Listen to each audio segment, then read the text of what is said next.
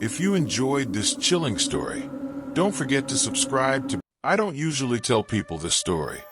Not because I'm embarrassed or anything like that, honestly. I just don't know how to explain what happened. I still don't.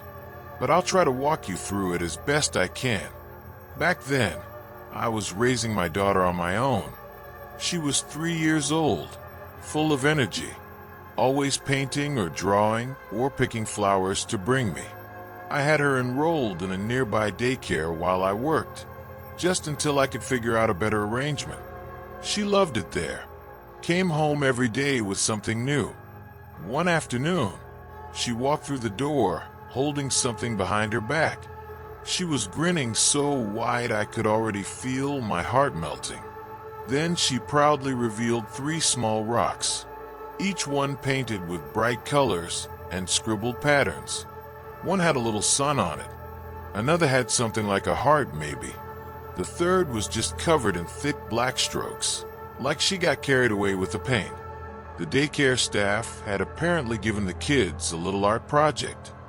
"These are for you, Mommy," she said, and I still remember how she stretched out her tiny hands like she was offering me treasure.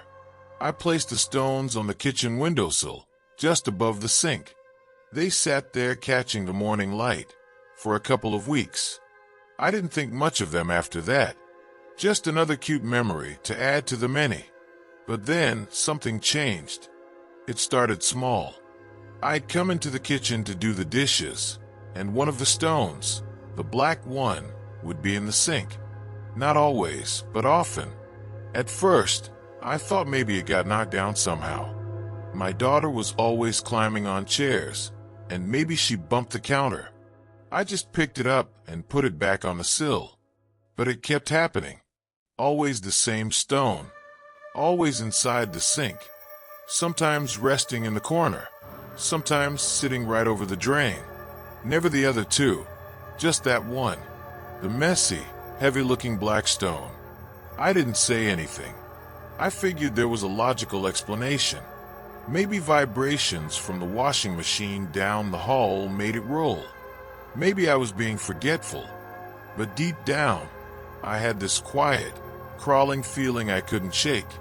Weeks passed, and I kept finding the stone in that same place. No noise. No sound of it falling. Just there. One weekend, my sister-in-law came by to visit. She's the helpful type. Always cleaning even when you ask her not to. She offered to do the dishes while I put my daughter down for a nap. I heard her call from the kitchen. "Hey, what's this rock doing in here? It's all dirty and black." I told her it was just one of my daughter's daycare things. "Just put it back on the window," I said, already tired of the whole situation. She looked at it again. "Honestly, it's gross. I'm tossing it. She won't even notice it's gone." I hesitated for a second, then shrugged. "Yeah, fine. Toss it. It's just a rock." She dropped it in the kitchen trash, and that was that. Or it should have been. That night, we were watching a movie in the living room. It got chilly, so I asked her to close the kitchen window. She stood up, walked into the kitchen, and then screamed. Not just startled, a real, raw, guttural scream. I jumped off the couch and ran in. She was pointing at the sink, eyes wide with panic. And there it was. The stone. The same one she'd thrown away hours ago. Sitting in the sink, covered in the same black grime. What like it had just been pulled from soil. We didn't talk much after that. Not at first. She stood there, breathing hard, and I just stared at the stone like it might move again. That cold feeling crept up my back. You know that feeling when your body knows something's wrong before your brain catches up?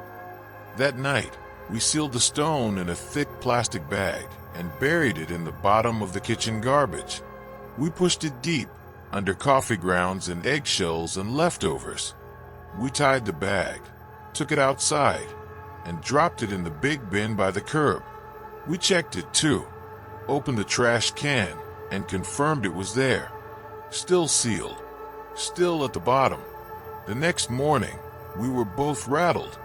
Neither of us had slept much, and we didn't want to talk about it too much in front of my daughter. So we decided to go to her place for a few hours, just to clear our heads. She only lived a few doors down, so we walked over, carrying coffee and trying to laugh it off. At her place, things felt normal again. Familiar, warm. We sat in the kitchen, sipping our drinks and pretending none of it had happened. After a while, she said she wanted to show me a new jacket she'd bought and went to grab it from her bedroom. I stayed behind, scrolling through my phone, enjoying the silence. Then I heard her scream again, but this time it was worse. Not just fear or panic. She came flying down the hallway, tears already in her eyes, shaking her head over and over. I stood up. What happened? She couldn't even form the words at first. She pointed toward the hallway and whispered, It's on my bed." I walked past her and slowly stepped into her room. And there it was, the stone, sitting neatly on her pillow, right in the center, as if someone had placed it there carefully. It was still wet. I couldn't move, couldn't speak. Every part of me felt cold, heavy. I don't remember much after that, just that we didn't stay in the house. We left and took my daughter with us. Slept at my parents' place that night. The next day, when we checked her room again, the stone was gone.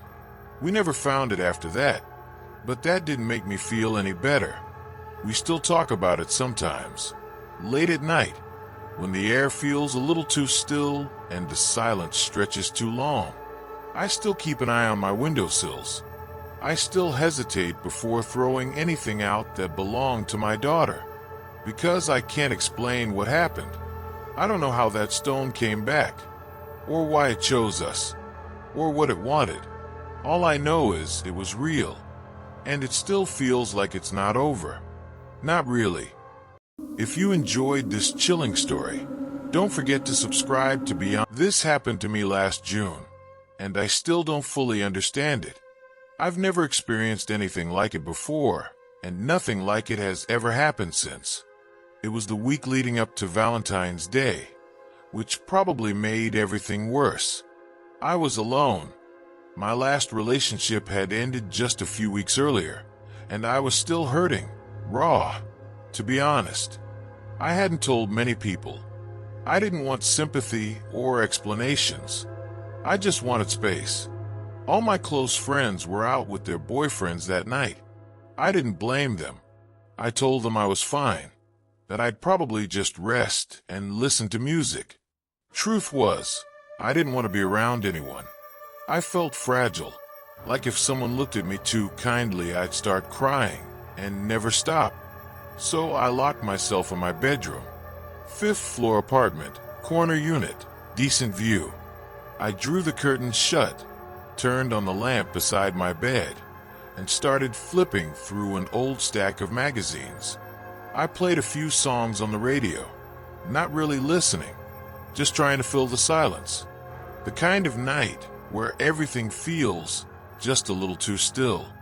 Then this one song came on, one of those cheesy, overplayed love songs that I used to listen to with him. And right there, lying on my bed with the lights low, I broke. Quietly. I wasn't sobbing or making noise. Just tears sliding down my cheeks, one after the other, while the lyrics dug at every memory I hadn't figured out how to let go of yet. That's when I heard it. Not from outside, not from the hallway, not muffled through a wall or the pipes or anything that could be explained away. It was right next to me. Clear, soft, almost gentle. A shh, just like that. Not threatening, not loud, but unmistakably close, like someone was leaning in, trying to comfort me. I froze.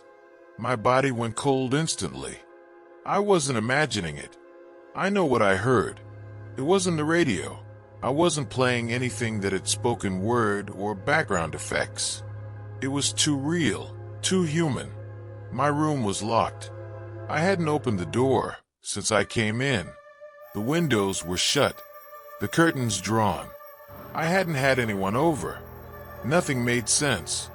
For a few seconds I just sat there, afraid to move. I felt that kind of static pressure in the air, like the moment before a thunderstorm, the tension that builds just before something breaks. My skin crawled. The hairs on my arms stood up. Something was in that room with me. I didn't know what, but it was close. Too close. I tried to calm myself, telling myself it was the house settling, a trick of the audio, maybe even a neighbor's TV through the wall. Anything but what it sounded like. And just when I was starting to catch my breath, a rose fell onto my bed. I swear to you, it just fell. From above. Like someone had dropped it from the ceiling. But there's nothing above my bed. No shelves.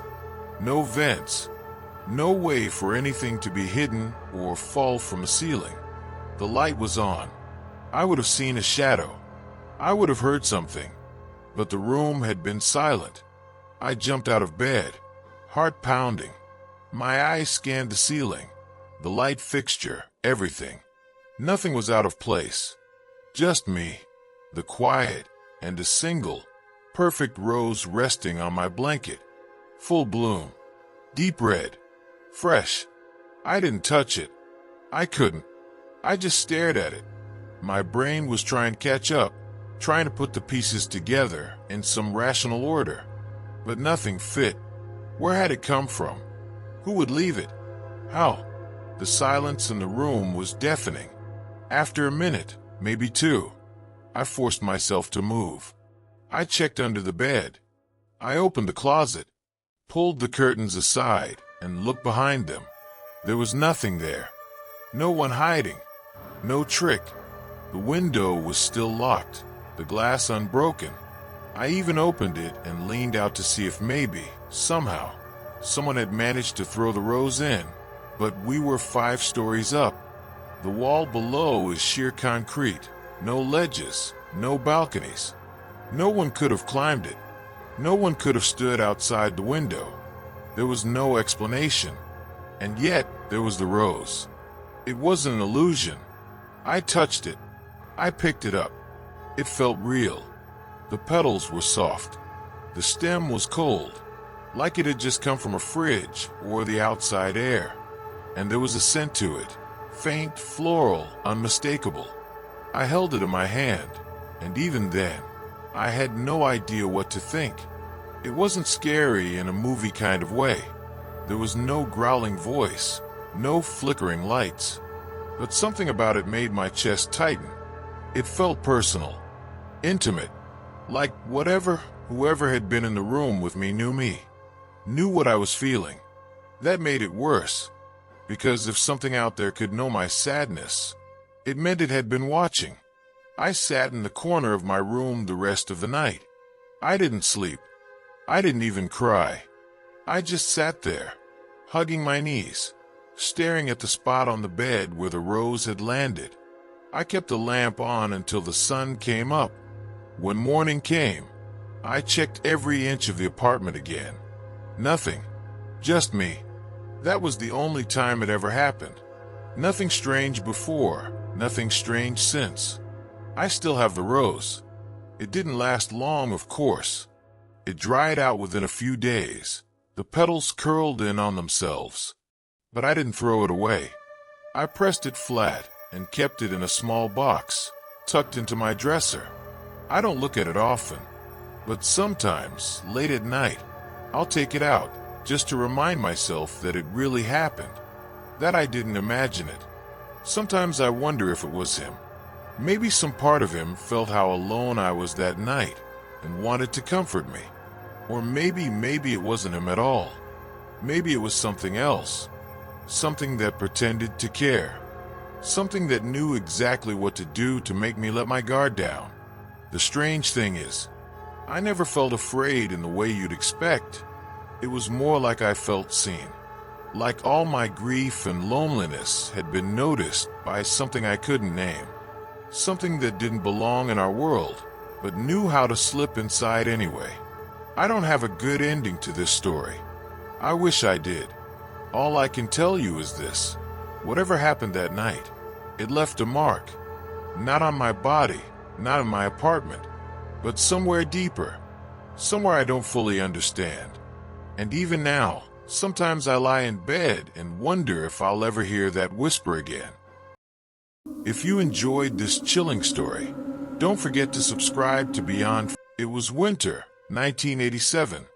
I was just a 10-year-old kid, and like every day after school, I couldn't wait to rush home. But there was always one place I had to go first: the room where my grandmother lived with us. She was more than just family. She was like a second mother to me. She'd always been there, full of stories, especially the eerie ones. Stories about the afterlife, spirits, and things she claimed to have seen with her own eyes. I loved hearing those stories, and I would sit by her side for hours, listening intently to each word. Her voice was soothing, calm, and it always felt like her presence made the house feel warmer, safer, even during the coldest winters. I remember this one night. It was getting late, past 11 p.m. The house was silent except for the crackling of the heater and the occasional murmur of my grandmother's voice. She was already lying in bed, and I knelt beside her, just like I always did.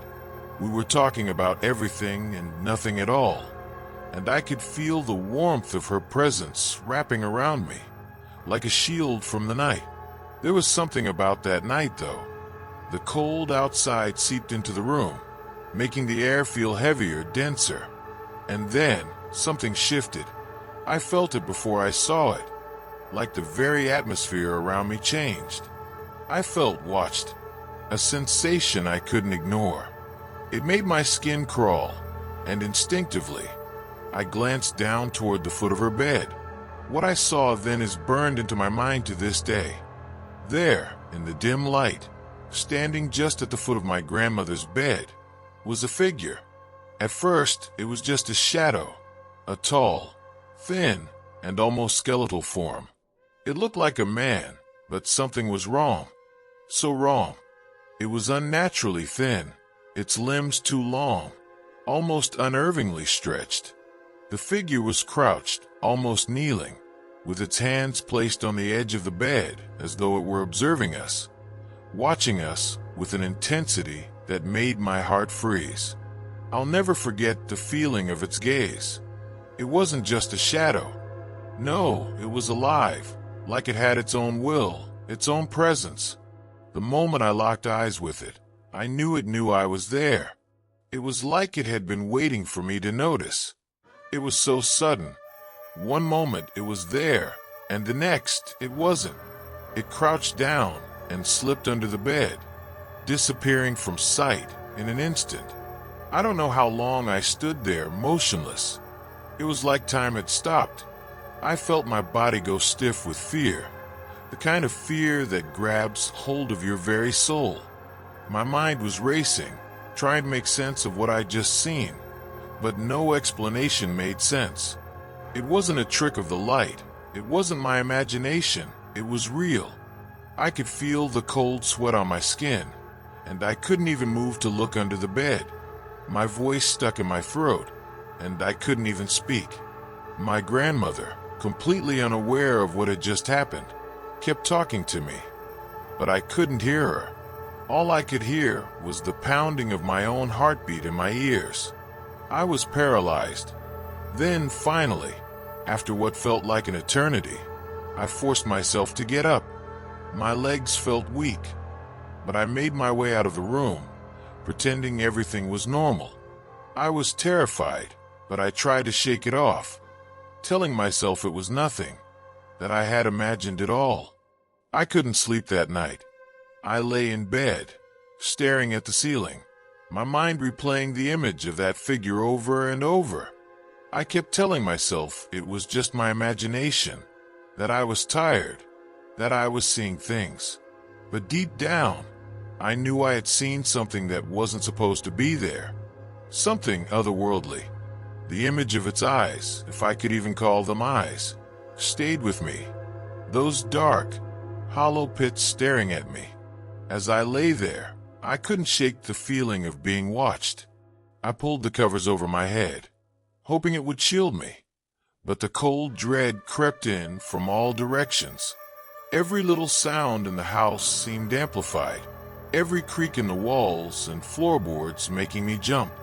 I couldn't understand what was happening, but I felt something in the house, something that wasn't supposed to be here, and it wasn't going to let me forget it. By morning, I was exhausted. I had barely slept, consumed by the lingering fear of what I had seen. I tried to convince myself that I was just scared, that it was all in my head. But deep down, I knew something was off. That night had been different. The house had been different. Just before dawn, as I was beginning to drift into an uneasy sleep, I was jolted awake by my sister's screams. She was calling out for our father, her voice frantic. I bolted upright, heart racing, already fearing the worst. I rushed out of my room to find her standing at the foot of our grandmother's bed, her face pale and filled with terror. Grandma had had a stroke. It had happened suddenly, and the panic in the house was palpable. Everyone was scrambling, rushing to get her to the hospital, but I couldn't help but feel the crushing weight of guilt in my chest. What had I seen the night before? Was it a warning? I couldn't shake the feeling that I had somehow missed something. I had seen that shadow, that thing, and yet I had said nothing. I didn't tell anyone. I didn't warn anyone. I remember the drive to the hospital vividly, the fear, chaos.